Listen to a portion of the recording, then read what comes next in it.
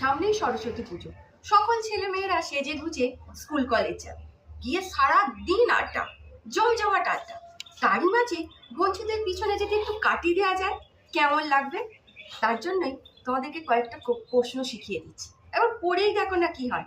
আর বড়দের কাছেও রইল আমার এই প্রশ্ন, দেখি কজন উত্তর দিতে পারেন। মা সরস্বতীর বাহন কে? সিংহ, ভেড়া, হাঁস না ময়ূর? ছোট বাচ্চারাও জানে এই প্রশ্নের উত্তর, এক কথায় উত্তর দেবে হাঁস। আর যারা একটু জানে তারা বলবে ময়ূর। কিন্তু না, চারটে উত্তরই ঠিক, সিংহ, ভেড়া, হাঁস এবং ময়ূর। দ্বিতীয় কোশ্চেন, সরস্বতী দেবী বৈদিক দেবী, জৈন দেবী, বৌদ্ধ দেবী নাকি তান্ত্রিক দেবী?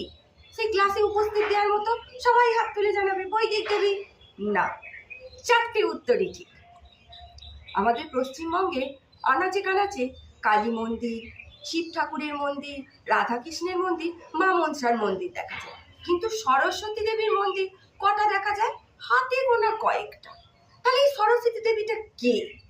কে? শিব ঠাকুরের মেয়ে, ব্রহ্মার মেয়ে, নাকি ব্রহ্মার পত্নী, নাকি বিষ্ণুর পত্নী? চারটে উত্তরই ঠিক। তখন বন্ধুরা বলবে সবই তো জানিস তুই বিজ্ঞ পণ্ডিতের মতো, তাহলে ব্যাখ্যাটা বোঝা। তখন আপনি একটু নিজের ভেতর থেকে ভাব নেবেন, নিয়ে ঠিক প্রফেসরের মতো উত্তরটা দেবে। সারাক্ষণ খানে ফোনটা নিয়ে বসে থাকলে হবে? একটু পড়াশোনাটাও কর, ফোনটা থেকে একটু জ্ঞান নে, নাহলে মা সরস্বতী তোকে এবছর ডাহা ফেল করাবেই করাবে।